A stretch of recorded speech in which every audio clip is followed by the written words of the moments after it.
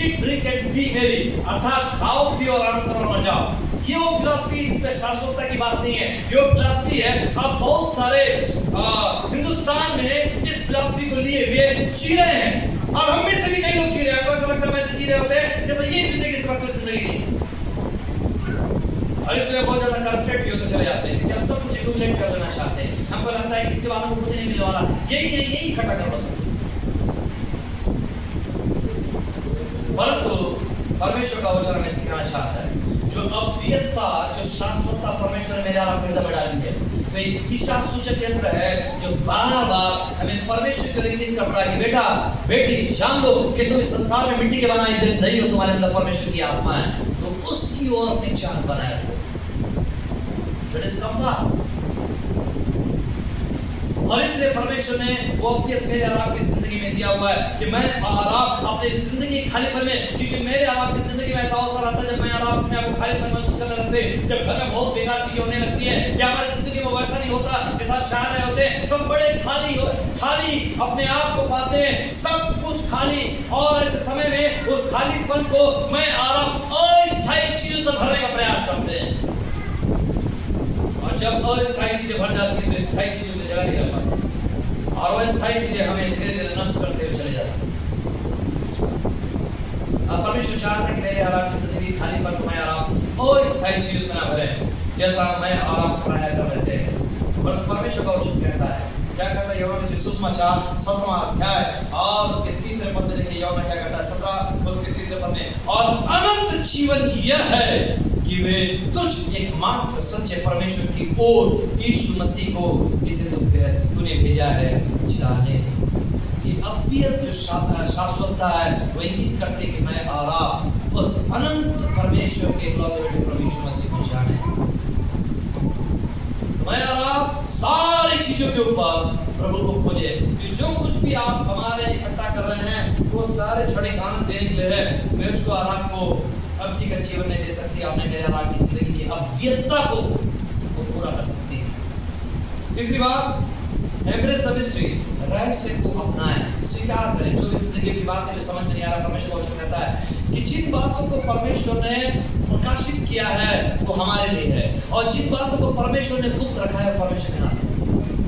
अब परमेश्वर को बताना सिखाना चाहता है कि मैं और आप रहस्य जो चीजें गुप्त बातें उसे मैं और आप स्वीकार करें, उसे स्वीकार कर ले, उसे मान ले। हम सारी बातों को जो परमेश्वर कर रहा है कभी नहीं समझ सकते, और ये अच्छी बात, क्यों अच्छी बात है पता है?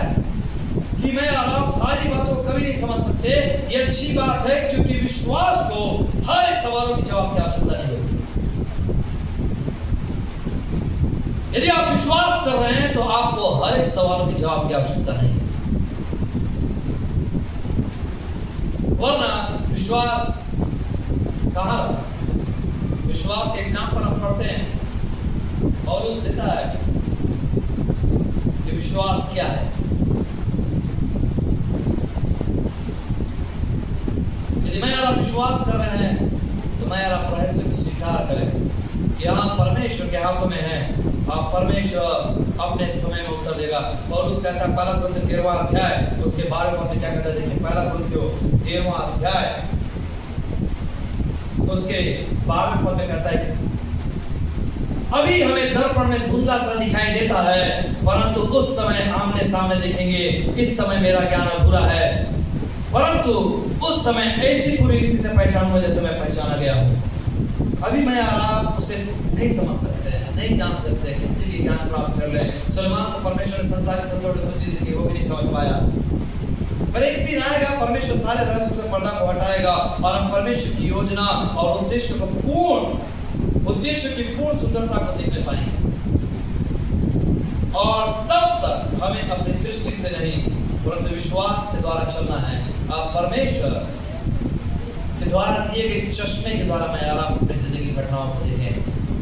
सौभोपदेशक 3 अध्याय 11वां पद जो कि आज के मनन में पढ़ा गया, एक बार फिर पढ़ता हूं कि उसने सब कुछ ऐसा बनाया कि अपने अपने समय पर वे सुंदर होते हैं। फिर उसने मनुष्य के मन में अनादि अनंत काल उत्पन्न किया, तो भी जो काम परमेश्वर ने किया है वो आदि से अंत तक मनुष्य समझ नहीं सकता। हमें प्रभु की ओर यह वचन पॉइंट करता है, जिससे हर कुछ खूबसूरत बनाया है, मुझे और आपको खूबसूरत नजर आए और अब्दियत हमारे हृदय में बैठा दिया है, परंतु अंततः इन प्रतिज्ञाओं की परिपूर्णता प्रभु यीशु मसीह में पूरी होती है। और मैं आ रहा प्रभु की ओर ताकने वाले सके, यीशु ने अपनी मृत्यु और पुनरुत्थान के द्वारा हमें और हमारे जीवन के अलग अलग मौसम से आजाद किया है। मैं और आप किसी अलग अलग मौसम में रहने के नहीं है कि कभी एकदम डाउन हो गए, कभी बहुत हाई हो गए। बहुत सारे लोग होते हैं कन्वेंशन आती और उछल के हाई हो जा रहे थे, कन्वेंशन खत्म तो डाउन हो जाते। परमेश्वर ने हमको से छुटकारा दिया है। मैं और आप उतना हाई और डाउन होने के नहीं है। परमेश्वर क्योंकि हमें आत्मा में ये फिरता है, समान रहते हैं, हम पाखंडी नहीं हो पाते हैं क्योंकि हम जैसे हैं वैसे परमेश्वर निकट में आत्मा से भरे हुए रहते हैं। और ये बातें मुझको और आपको जानना है। हमारे लिए परमेश्वर ऐसा मार्ग तैयार किया है जहाँ पर हम प्रभु के साथ अब्दियत को, अनंतता को, शाश्वतता को अनुभव कर सकते हैं। जैसा कि हम सभी अपने जीवन की यात्रा में हैं, तो हम इस सत्य को, विश्वास को थामे रहे कि परमेश्वर ने सारी चीजें अपने समय में बड़ी सुंदर और खूबसूरत बनाई है। उसने हमारे अंदर अनंतता को, शाश्वतता को रखा है कि हम उसकी ओर फिरें, उसकी ओर आगे बढ़े। यद्यपि हम उसे पूरा नहीं समझ सकते हैं, उसके कार्य को नहीं जान सकते हैं, तो भी हम उन पर विश्वास रख सकते हैं, उससे प्रेम कर सकते हैं, उसकी आराधना कर सकते हैं, यह जानते हुए कि वह भला है और उसका उद्देश्य अनंत है और मेरे जीवन की भलाई ही उत्पन्न करने वाला है। आज की सुबह परमेश्वर मुझको और आपको हमारी जिंदगी में होने वाली घटनाओं के विषय में बता देना चाहता है। खूबसूरत और मुझे बड़े बदसूरत तब तक नजर आएंगे जब तक मैं उसे संसारिक दृष्टिकोण से, अपने संसारिक आंख से देखता रहूंगा। लेकिन जब परमेश्वर की दृष्टि से देखने पाऊंगा तो परमेश्वर की खूबसूरती को मैं देखने पाऊंगा। क्या पता है, हम फ्राइडे मनाते और कोशिश करते हैं कि वो दृश्य 2000 साल पहले, 2025 साल पहले घटित घटा, तो उसे उस चित्र को जीवंत करें। और जितने भी लोग आते हैं या किसी जगह भी प्रचार करते हैं तो उसे हमारे भावनाओं में, हमारे दृष्टि में जीवंत करने का प्रयास करते हैं। कौन से चित्र को?